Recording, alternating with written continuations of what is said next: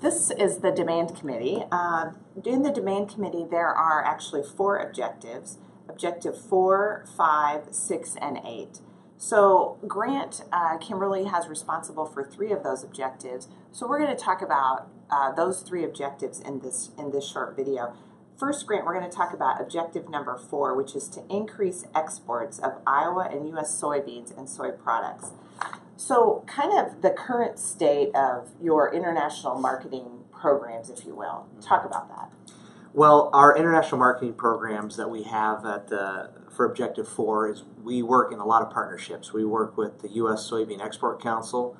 We work with the U.S. Meat Export Federation. We work with the USA Poultry and Egg Export Council. We work with the Department of Iowa Economic Development. And then there's other groups that we work with as well, like AGP, Ag Processing Incorporated, which is Iowa's largest farmer-owned cooperative and Iowa's largest soybean processor. And then other states that partner around the Midwest as well. So we have a lot of partnerships that we collaborate with, and we do things from programs that work with market access, also programs that have to do with building overall demand, and also programs that have to do with building customer preference. Right. What do you see as the trends in some of these in international marketing? You see growth opportunities in some areas.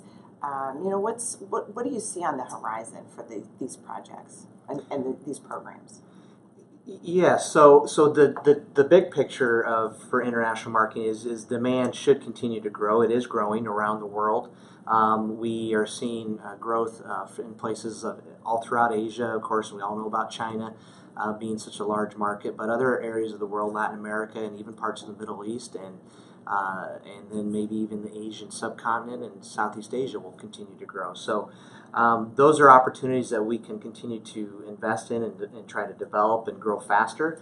But the big problem that we're going to be running into in the near future is competition. It is a very competitive market globally, as we've all been made aware this last year with Brazil and Argentina and those kinds of places. So we have to compete with those markets as well to maintain as much market share as we possibly can. Grant, we did a recent farmer survey, and what's on your mind? What's your number one concern, top of mind, building demand, international markets, specifically for soybeans, as every other row is exported somewhere, and half of that goes to China. It's a concern for farmers with our carryover that's out there in these big crops we've been having, the big crops in South America. How do we chew through these soybeans? So these kinds of market building activities are really important. Now, you talked about competition. One of our competitive advantages in U.S. soy, for instance, is the technical assistance that is provided through some of the programs at USSEC. Can you talk about that? And have you heard from customers that that's been important to them, that it's something they rely on as they think about using U.S. soy? Yeah, some of the projects that we've worked with U.S. Soybean Export Council, known as USSEC, is everything from helping develop new aquaculture technology in China that helps them manage their water better, which then includes higher inclusion rates of soy and more highly dense stocking density of fish. Those are one ways to do that. That's a trade servicing, providing these seminars, these buyers conferences that occur around the world in different regions. Those are important.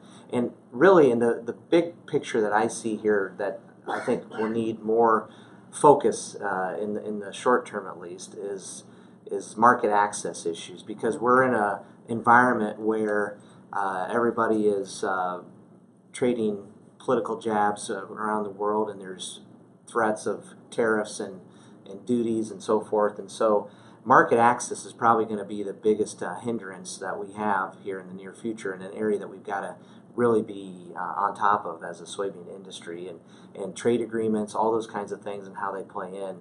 And then providing that service to these industries in their countries will make these buyers and these governments, the entities that we work with directly, better advocates for free and fair and open trade. So the more service we provide, the more likely it is that they're going to want to continue to provide that market access and keep the market channels open for U.S. soybeans.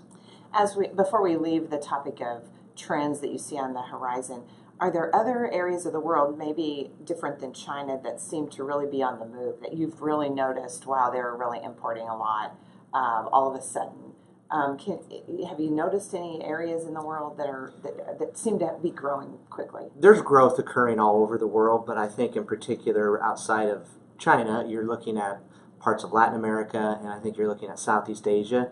And eventually, I think we're not there quite yet, but I think eventually the Asian subcontinent, there'll be some good And opportunities. the Asian there. subcontinent includes India, Bangladesh, which has grown a lot. Yes, Bangladesh, Myanmar. Nepal, Yeah. Nepal. Yeah, in those areas. So I think they're all in different stages of growth, and none of them are going to replace China, unfortunately. So we're going to have to still work the efforts there, especially since we have a former Iowa governor, Terry Branstad, who's the ambassador, and that special relationship. We have a role to play in the Chinese trade relationship. So that's something to do, but we have to also look at other regions of the world, and Latin America. I like Europe. Market access and sustainability is still important there, and then of course Southeast Asia and Asia subcontinent. So Grant, we're just Iowa. Now, granted, we produce over 500 million bushels of soybeans here, but we're just Iowa. How do we measure success in this international marketing program? What are your measures of success? It's not easy. It's difficult because what we do doesn't always translate into immediate results. Right. Some things maybe have a little short term cycle to it, but a lot of things are longer term. But I think the ultimate measure of success is what's the export sales looking like year over year? What is our carryover looking like year over year relative to our production, of course, and you got to take those other factors into consideration. What's the global production numbers looking like? What's our domestic production looking like? But those are the big pictures and measures of success. But I think there's other measurements too that we see firsthand when we travel to these countries. We visit with the buyers, we visit with the ministries of commerce, and we hear from them what their trends are internally and what they are seeing from U.S. soybeans. So, I think we just have to. It's a little subjective. So, it's about listening to your customer, making sure that we're satisfying the needs and the demands that they have. About those customers, we have a lot of buyers that come through Iowa, especially in the summer, late summer and fall. About how many trade teams do you think are hosted on Iowa farms throughout a year? Well, I know the ones that we directly have an impact in, it's usually around 15, give or take, in a year. And some years it could be a little less, some years a little bit more. But a lot of those come through U.S. Soybean Export Council, but some come through our multi-state partnership through AGP and to promote and export more soybean meal. And then some come through the Department of Economic Development as well. And so there's quite a few. We are really busy at times where it's all hands on deck when it comes to some of these trade teams. And it's very important that our farmers are able to host these groups because they are our best advocates. Our farmers, leaders, are our best salespeople basically to help enhance our export position in the world. It helps when all things are even that a buyer abroad knows that they've been on an Iowa farm or they've been on a farm in the U.S. and it helps them have a preference for U.S. soy, which is what we're trying to do. It does, and we've seen a few markets where that does make a difference, where they'll even pay a premium for U.S. soybeans, soybean meal in particular, like the Philippines. They'll buy U.S. meal at a premium. But it starts with that relationship and understanding that whole food production to market system, and being on those farms makes a big difference. Great. Okay, that is objective 4. So Grant, let's move to objective 5, which is improve the cost effect. Oh no, I'm sorry. That's Mike Steenhoek. We'll be back to him. Objective 6: improve utilization of soy meal and protein. The projects here, so improve utilization of soy meal and protein. So the projects here include things like the Coalition to Support Iowa's Farmers, the Soy Meal Info Center. Talk about the current state of. So think about meal as really animal agriculture, building animal agriculture demand, which, by the way, also appeared in the top 5 of concerns of farmers, was continuing to build demand in domestic animal agriculture? Yeah, so this objective 6 is utilization of soy meal and protein, and it our primary involvement in this objective, the budgeting that has occurred here in these activities would be, like you said, to support the coalition, to support Iowa's farmers, CSIF. Also, the Soybean Meal Information Center, which is really a trade servicing project where we have a website, www.soymeal.org, and that website houses all the different nutritional research and data that's been done over the many years. Some longer ago, but some even very recently. That helps promote soybean meal as the premier protein source in feed rations. So its target audience is really food nutritionists or feed nutritionists, and also livestock producers, feed formulators, veterinarians, those kinds of things. And so that's the focus on that one. And then we also do work with the Food and Family Project out of this objective, and that's to educate consumers about the benefits of meat protein and how animal agriculture is fed utilizing high quality soybean meal. So those are the areas that we've been involved with. And also back to the international objective, which you could put parts of what we do there also here, because we work with U.S. Meat Export Federation, as I said earlier, to enhance meat exports, and Poultry and Egg Export Council to do the same thing there for exports. That falls under the export objective 4 category, but technically it's under utilizing more soybean meal and animal protein as well. So it has a relationship connection back to this objective. When you think about the lay of the land in Iowa, we have new pork processing plants going in Iowa here. Lots of new buildings going up in certain parts of the state. What do you see? What are the trends that are on the horizon? We recently funded a project with Iowa Poultry on broilers. Talk about maybe some new opportunities that are coming that would help us grow in this objective. Yeah, the pork industry, as we know, has been growing very, very well for the most part in Iowa and across the U.S. So we've got all this additional pork capacity, processing capacity that's coming online, and as I've heard our friends at the National Pork Board and Iowa Pork Producers Association say, they have a wall of pork coming at us here in the future with the expansions that have taken place, which is great. So the pork industry is really moving along, and that's where probably to utilize this pork, that's where the export piece is going to have to play into it as well. You're going to have to export more meat, and so we can certainly help support those efforts.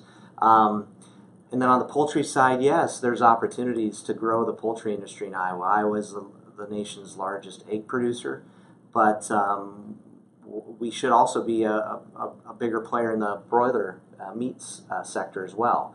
There's no reason why we shouldn't with today's technology and with the abundant supply of feed. So maybe that's an area that we should do a little bit more work in, and we are starting to do some more work in with the recently approved project to support the seminars that the Iowa Poultry Association is going to put on to try to grow the broiler industry in the state of Iowa. And you have some new broiler meat processing plants in Iowa and near Iowa that are going to be coming online as well. So that's a growing opportunity.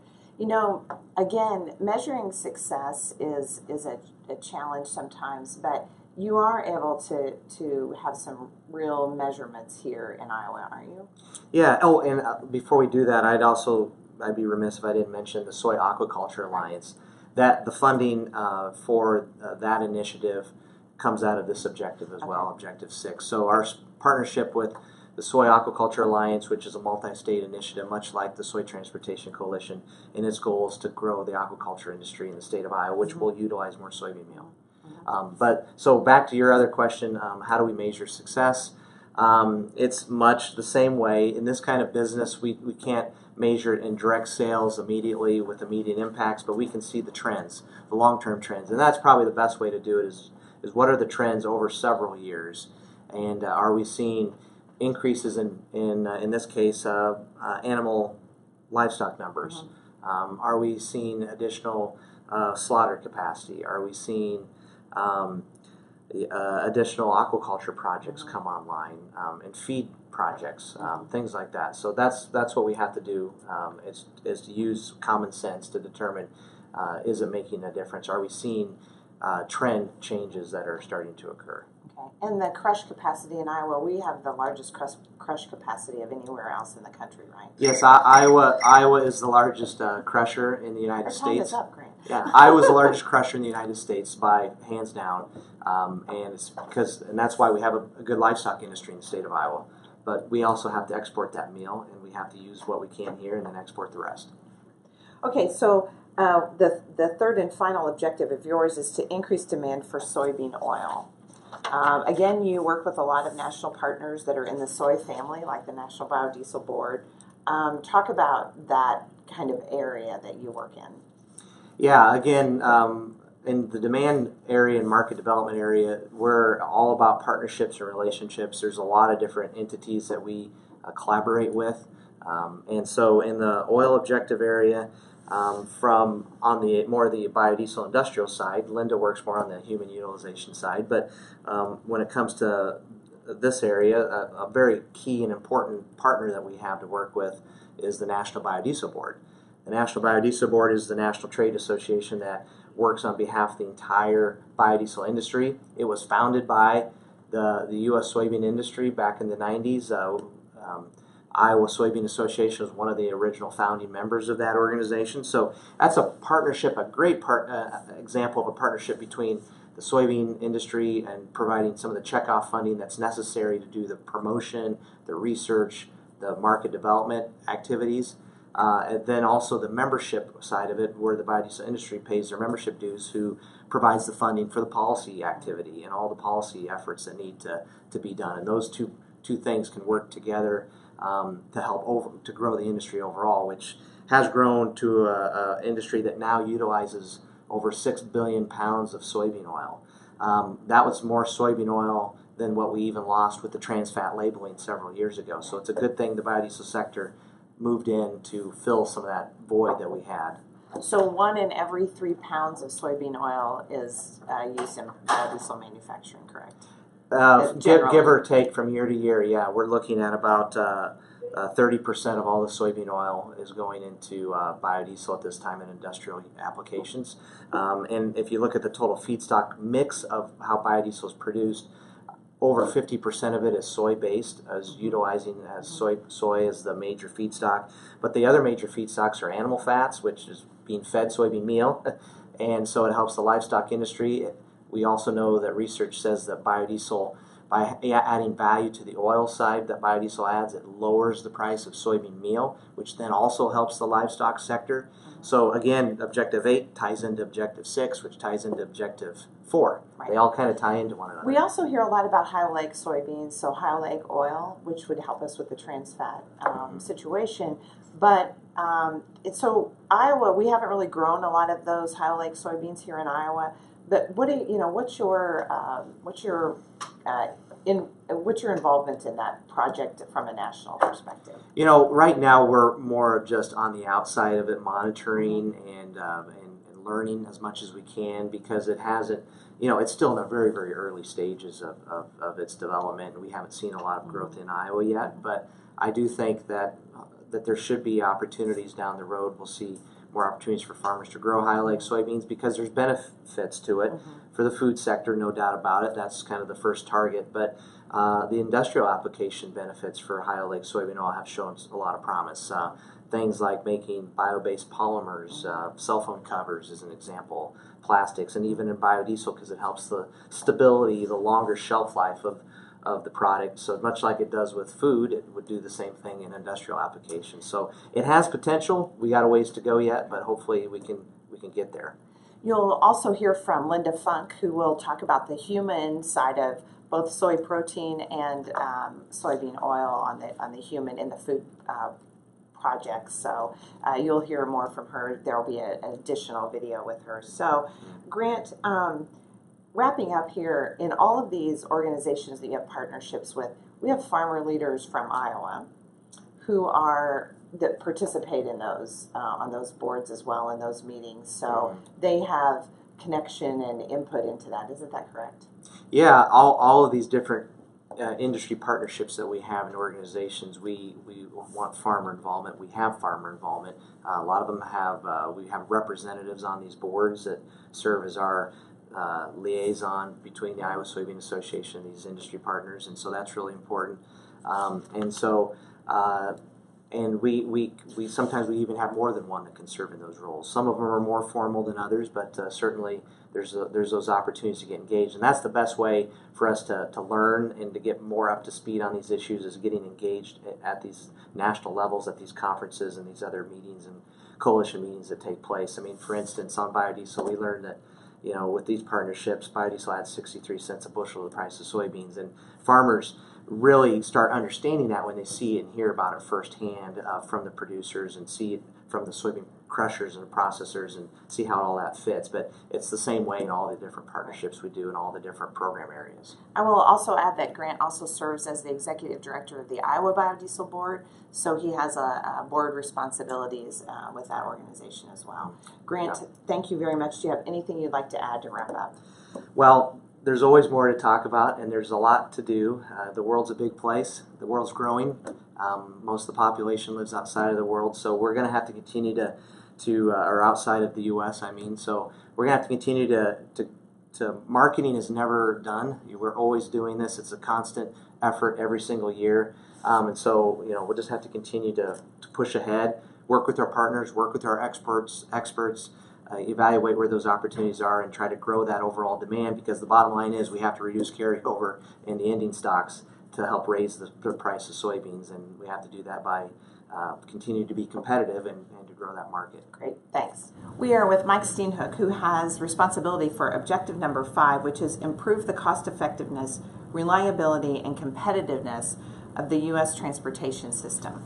Mike, what's the kind of the lay of the land right now? What do you know, talk about your organization, how it got to be what it is, and what you kind of see coming on the horizon.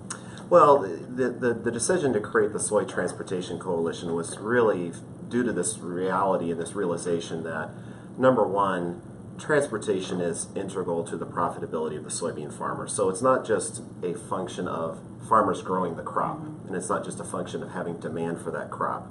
It's also a function of being able to connect that supply with that demand. And farmers arguably have the most diverse and elongated supply chain of any industry, so we depend on these rural roads and bridges, the freight rail system, the inland waterway system, and our ports.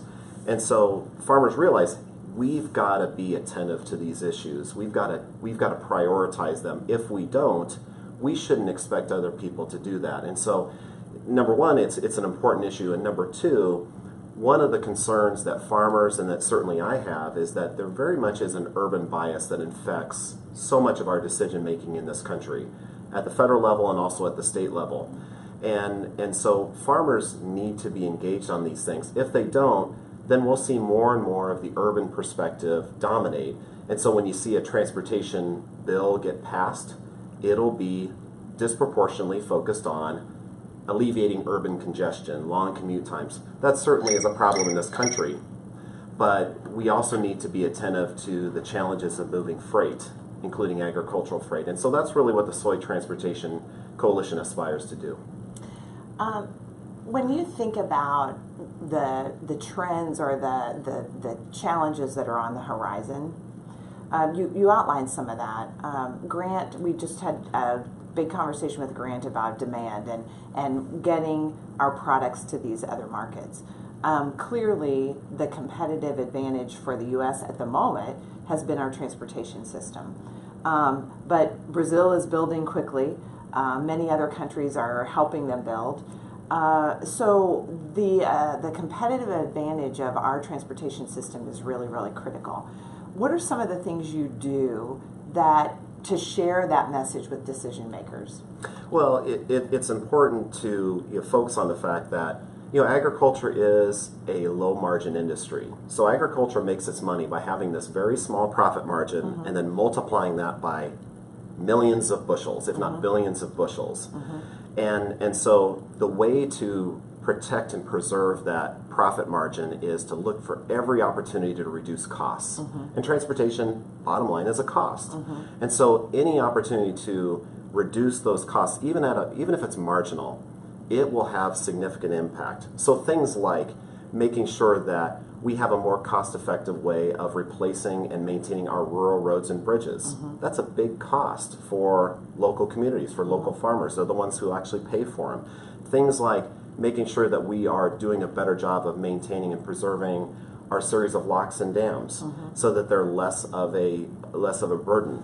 So when you have a breakdown at a lock and dam, it can have a real impact on farmer profitability because you'll see basis widen. We see examples of that, and we saw a number of notable examples this past year where all of a sudden the supply chain isn't working as well. So as a result, farmers get paid less for what they grow. It's also about the condition of our ports. You know, when you have an industry like soybeans where we export over half of what is produced, you've got to have an effective series of ports. So things like making sure that they're properly dredged and properly maintained. So that's something that's very important to impress upon lawmakers, is that this importance of this industry. And to really tie in this transportation message, because, you know, lawmakers aspire to have a vibrant agricultural sector. They want to be able to capitalize on our productive capacity within agriculture and then be able to export to other countries. Well, that doesn't happen on its own. It requires a number of specific action steps and investments, and that's what our transportation system does. We need to make those investments in it. So being able to convey that to our elected officials is very important. In the news recently has been the president's proposal on infrastructure, which is in the trillions, right? And so you're having conversations with decision makers in DC about, you know, how we might plug into that. That's really critical. And one of the things that has frustrated me and many others is that a lot of this discussion has been very aspirational. And that's good, but you don't develop and execute and pass a transportation strategy based on good intentions. You actually need to get specific. And so one of the things that we recently did is we unveiled what our top 10 most wanted list is. And it's multimodal. It talks about opportunities for new investment, but it presents opportunities for cost containment. We need to really focus on both. But I think there needs to be constituent groups, and we want to be one of those that actually is willing to stick our necks out a little bit and actually offer some specificity. Because thus far, the plans coming out of the White House and coming out from Congress has been long on ambition, short on specifics, and we actually need to develop more of a game plan. And so I'm hoping that occurs. We were happy that the president unveiled the broader contours of his infrastructure strategy. The way I look at it is you're never going to get to a finish line on something like infrastructure if you're not willing to cross the starting line. And that's what I really see this is that we're crossing the starting line. We need to then muster all of the effort from our elected officials and our constituent groups, farmers particularly, to really engage in this and actually produce something that's meaningful for our industry. Mike, our investment in the Soy Transportation Coalition from the Iowa Soybean perspective is $50,000 of checkoff dollars, and then $25,000 of non-checkoff dollars. Is that 5,000? Sorry, Yeah. Excuse me. Didn't we propose that one time? But so talk about our investment of checkoff dollars and non-checkoff dollars, and is there a need for more, or how do you what do you see in the future the need for you in the Soy Transportation Coalition? One of the things that I really try to do is try to emulate what farmers do in their own operations. Is that farmers have a reputation of doing more with less and making their dollars stretch further, and so I want to reflect that within the Soy Transportation Coalition. I don't subscribe to the argument that if only we would get a bigger check, I can do more work and I can do better work. Now, there certainly, we appreciate the consistent support from the Iowa Soybeans Association from the checkoff and the non-checkoff perspective. It's been very helpful to have both, and we've had an expanding number of states that has contributed to it. So having those There's resources. 13 states with that. 13 states total, and originally there were, in 2007 when the organization was established, there were 7 states, and so we've expanded to 13 states, And many of the states have increased their contribution level from $25,000 to $50,000. So we've benefited from those increased resources. And that allows us to do two things. We number one, can use some of those checkoff funds to really develop the argument and do some of the research on what are some of the challenges confronting our industry, but more importantly, what are some of the solutions to those problems. And then the non-checkoff component allows those discussions to actually occur with lawmakers, where we actually talk about this is something that would be very beneficial to our industry. So it really works well when you have, as an organization, all of these 13 states. You've got the American Soybean Association, you've got the United Soybean Board. They're all hopefully singing off the same song sheet. That's been a real aspiration of mine, and I think we've done a good job to make sure that we're doing that. And I think the net result is it's a pretty effective organization. But one of the things that I am convicted of, that so much of this work, if you want to really move the needle, it's a lot of it's the old-fashioned shoe leather kind of work, where you're developing these relationships, you're meeting with lawmakers, you're meeting with county government officials, and really being able to come to these arrangements and these agreements and ultimately results in initiatives that are actually benefiting the average farmer, and that's what I really gravitate toward. How do you measure success in this program? Because you have all these states, and there are some state programs that you've helped with. I know you facilitated a lot of dialogue here in Iowa on bridges and measurements, worked with Iowa State. You do those same projects in Indiana and other places. So you have those kinds of state-by-state projects that are really led at the state level, and you bring in your expertise to kind of help them and support the argument, maybe open the door. But how do you measure your success every year? Well, ultimately it has to be, you have to look at the supply chain, and going back to the earlier comment that it is a cost, and it needs to be a system that is increasingly cost-effective and increasingly reliable. So everything that we do has to ultimately make the system more cost-effective and more reliable. So things like our rural bridge load testing initiative, when you do things like reduce the number of bridges that are unnecessarily restricted or posted, all of a sudden you are diminishing the miles of unnecessary detours in that community that disproportionately affects farmers. And that can easily be tens of thousands of dollars in one local vicinity each year. And again, if we were in an industry that just had the luxury of passing costs on to customers because we had these enormous profit margins, that wouldn't be as big of a deal. But we again have a very tight margin industry, so anytime you can reduce the cents per bushel of the ultimate delivered price, that's going to enhance our competitiveness. And those are the things that we ultimately pursue, not just on roads and bridges, but in every mode of transportation. That's the prism that I look through when evaluating what our work is going to be. Great. Thank you, Mike. I appreciate your time. Oh, thank you.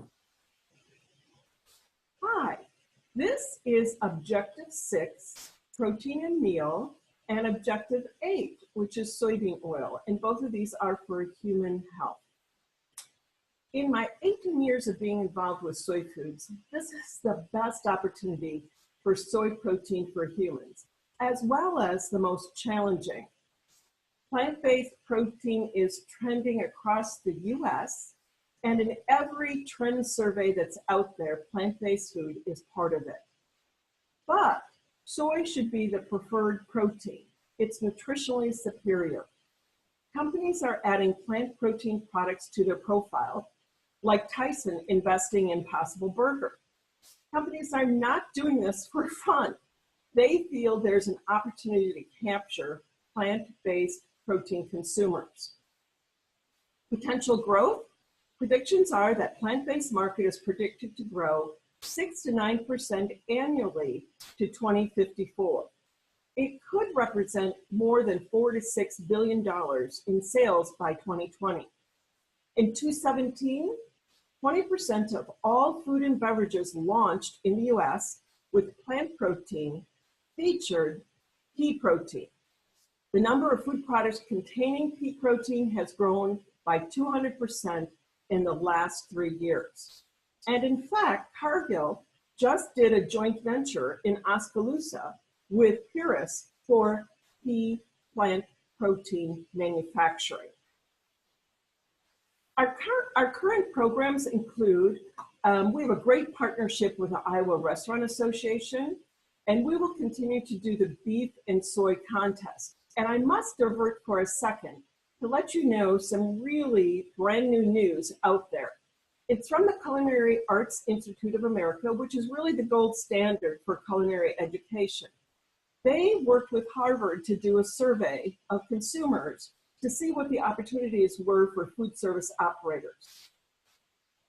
The question was to one of the people who had done the survey, what would you say are the survey's top 3 takeaways for operators or the food service industry?